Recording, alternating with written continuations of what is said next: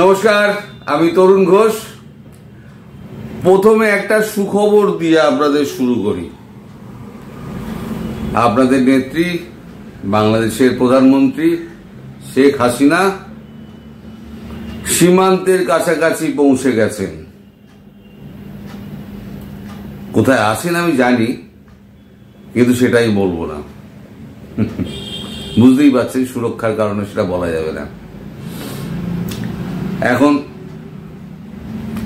তিনি সময় অপেক্ষা করছেন। আপনারা যে দীর্ঘ সময় পার করেছেন, 7 মাস, 7.5 মাস, তার অন্তিম মুহূর্ত এসে উপস্থিত হয়েছে এবং আপনারা নিশ্চিন্ত থাকুন, কয়েকদিনের মধ্যে অবস্থার সম্পূর্ণ পরিবর্তন হবে এবং আপনারা দেখতে পাবেন যে একটা পরিবর্তিত বাংলাদেশ, যেখানে আবার সূর্যোদয় আবার নতুন করে হবে। এখন গতকালকে সেনাপ্রধান একটা মিটিং করেছেন, আজকে আবার একটা মিটিং হচ্ছে। সেই মিটিংয়ে সমস্ত কোর কমান্ডার যারা রয়েছেন জিওসিএনসি, তাদেরকে ডাকা হয়েছে, বিভিন্ন দপ্তরের লোকেদের ডাকা হয়েছে। এখন এই নিয়ে প্রচুর মিটিং চলছে। গতকাল রাত থেকে বিভিন্ন ক্যান্টনমেন্ট থেকে সমস্ত সেনারা ধীরে ধীরে ঢাকার উদ্দেশ্যে রওনা হয়েছেন। কিছু ঢাকায় পৌঁছেছেন, কিছু মাঝপথে রয়েছেন, কিছু রওনা হচ্ছেন। আশা করা যাচ্ছে আজকে রাত থেকে ফুল দমে অ্যাকশন শুরু হয়ে যাবে এবং সব থেকে বড় যেটা বলার বিষয় সেটা হচ্ছে, আজ অথবা কাল যে কোনো দিন সেনাবাহিনী ওয়াকারুজ্জামান জেনারেল তিনি হাতে ক্ষমতা নিয়ে নিচ্ছেন। ইতিমধ্যে সমস্ত এয়ারপোর্টগুলো বিমান বাহিনীর সৈন্যরা সব দখল নিয়ে নিয়েছে।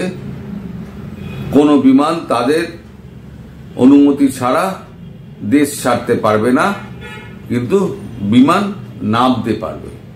যাত্রীরা যারা আসবেন তারা নির্বিঘ্নে যাতে ঢুকতে পারেন তার ব্যবস্থা করা হচ্ছে।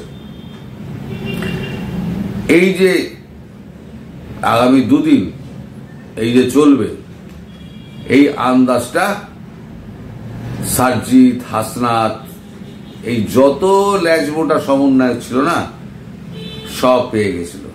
এটুকু খবর পাওয়া গেছে, সারজিৎ এবং হাসনাত এই দুজনে তাদের পরিবার সহ পলাতক। গতকাল রাত থেকে পলাতক, তাদের কোনো খোঁজ খবর পাওয়া যাচ্ছে না। তাদের বাড়ির লোকেরা কোথায়, তারা কোথায়? দেশ তো এইটুকু, দেশ ছেড়ে তো বেরোতে পারবে না। যেখানেই লুকিয়ে থাকুক সে ধরা পড়বেই, আর ধরা পড়লে কি হবে তা আপনারা অনুমানই করতে পারছেন। যাই হোক, এরপর সেনাকর্তা, আমি কেন বলছি এগুলো, যে শেখ হাসিনার প্রত্যাবর্তনটা কি করে হবে সেটা বুঝতে গেলে এই পথটা দিয়ে আপনাকে যেতে হবে। তবে আপনি বুঝবেন যে শেখ হাসিনা প্রধানমন্ত্রীর পদে পুনঃস্থাপিত হবেন কি করে। এই সমস্ত প্ল্যানটা কিন্তু চোখে দেওয়া আছে ইউএস এবং ভারতের।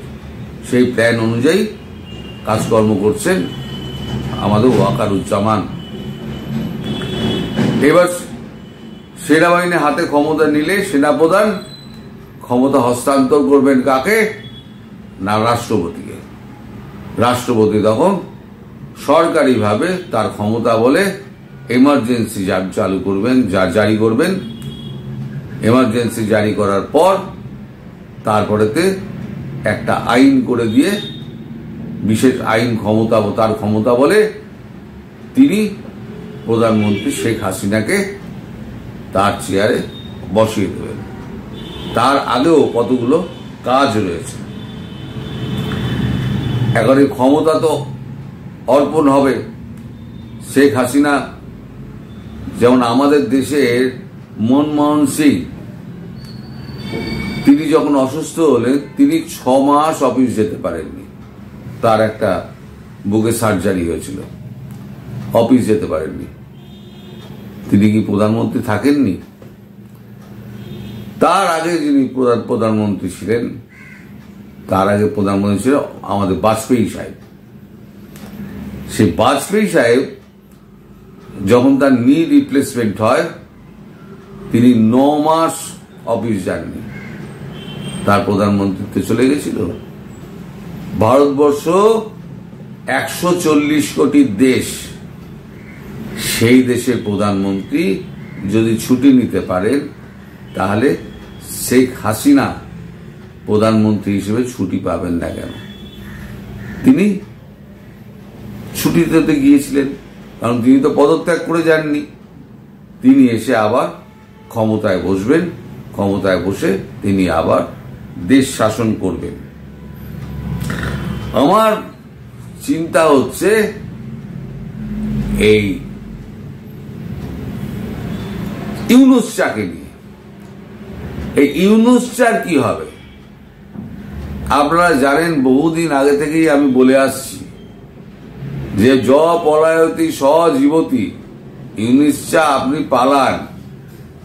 কিন্তু আমার কথা ইউনূস চা বুঝতে পারেননি, এবং তিনি যে দরবার করছেন ভারতবর্ষের কাছে যে একবার দেখা করার জন্য, সে টাইম উনি পাবেন না মনে হচ্ছে পাবেন না।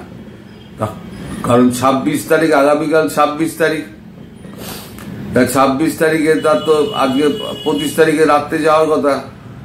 তার আগে সেনাবাহিনী যদি তাকে অ্যারেস্ট করে নেয়, তাহলে পরে তার চীন যাত্রা হলো না, সে জায়গায় তার জেল যাত্রা হবে, এবং জেলের লপসি কিছুদিন খাওয়ার পর তিনি বুঝতে পারবেন যে চিন্ময় প্রভু তার কতটা কষ্ট হয়েছে, তাকে কি অন্যায়ভাবে আটকে রাখা হয়েছিল।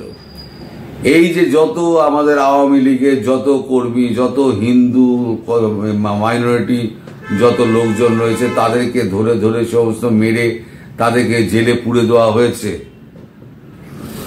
এইবারেতে এরা বুঝতে পারবে যে কত ধানে কত চাল। জেলে ঢোকানো সহজ, কিন্তু জেলে থাকা কিন্তু খুব কঠিন।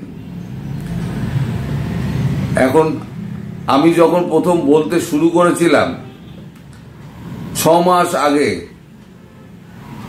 যে শেখ হাসিনা প্রধানমন্ত্রী হিসেবে মার্চ মাসের মধ্যে ফিরবেন, অতি বড় আওয়ামী লীগ সমর্থকও তখন কিন্তু অবাক হয়েছিলেন যে আপনি এই সময় এটা বলছেন কি করে। আমি তো গণৎকার নই, আমি কোথাও একটা খবর পেয়েছিলাম যে এটা 6 মাসের প্রজেক্ট, 6 মাসের মধ্যেই শেষ হবে। শুধু ট্রাম্প আগেই শেষ হয়ে যেত, ট্রাম্পবাবু মধ্যিখানে ঢুকে পড়াতে একটু যা লেট হয়ে গেল, এর বেশি কিছু হয়নি। তবে মার্চের মধ্যেই প্রধানমন্ত্রী ঢুকে যাবেন, অন্তত তিনি আমার কথাটুকু রাখবেন, এটুকু বিশ্বাস আপনাদের প্রধানমন্ত্রীর ওপরে আমার আছে। আর আপনাদের কাছে আমার একটা বিনীত অনুরোধ রইল, আপনারা অতি উৎসাহী হয়ে একেবারেই কোনো সরকারি সম্পত্তিতে হাত দেবেন না, কোনো প্রাইভেট সম্পত্তিতে হাত দেবেন না। এটা হচ্ছে আপনাদের দেশের সম্পদ। ইউনিসের গ্রামীণ ব্যাংক আছে, আপনারা গ্রামীণ ব্যাংকের উপরে চড়াও হলেন, করবেন না। কারণ গ্রামীণ ব্যাংকটা টিকে থাকলে পরে সরকার ওটাকে অধিগ্রহণ করবে, সরকার অধিগ্রহণ করে সরকার ওটাকে চালাবে। ও যত সুযোগ সুবিধে অবৈধভাবে নিয়েছিল না, সব সুযোগ সুবিধে সুদে আসলে তুলে নেওয়া হবে। গ্রামীণ ব্যাংকের উপরে কোনো হামলা করবেন না, কোনো ব্যাংকের উপরেই হামলা করবেন না, কোনো সরকারি বেসরকারি সম্পত্তির উপরে হামলা করবেন না। আপনাদের বুঝিয়ে দিতে হবে ওদের জাত কি আর আপনাদের জাত কি। বাকি যা আছে সে বুঝে নিন, কিন্তু বাস জ্বালানো, দোকান জ্বালানো, দোকান পুড়িয়ে দেওয়া, বাড়ি পুড়িয়ে দেওয়া, এই জিনিসগুলো করে দেশের সম্পত্তি নষ্ট, অনেক সম্পত্তি নষ্ট হয়েছে, অনেক সম্পত্তি নষ্ট হয়েছে, অনেক লোক বেকার হয়েছে। আর বেকারের সংখ্যা বাড়াবেন না। আপনারা সঠিক পথে থাকুন। সঠিক নেতৃত্ব এবার মানে একটা পরিশ্রুত একটা নেতৃত্ব নিয়ে আসছেন আপনার প্রধানমন্ত্রী শেখ হাসিনা। তার উপরে আস্থা রাখুন। সেই পরিশ্রুত নেতা নেত্রী যারা আসবেন তারা মানে ক্ষেত্রে স্বনামধন্য, তারা এসে দেশের হাল ধরবেন। পেছনে ভারত থাকবে। 2 বছর লাগবে এই বাংলাদেশকে আবার পুনরায় তার জায়গায় ফিরিয়ে নিয়ে যেতে। ততদিন পর্যন্ত আপনারা একটুখানি শান্ত থাকুন। উৎসাহের জেরে এমন কিছু করবেন না যাতে আপনাদের গায়ে জামাত আর হিজবুতির মতো স্ট্যাম্প লেগে যায়। আপনারা সবাই ভালো থাকবেন, সুস্থ থাকবেন, সাবধানে থাকবেন। নমস্কার।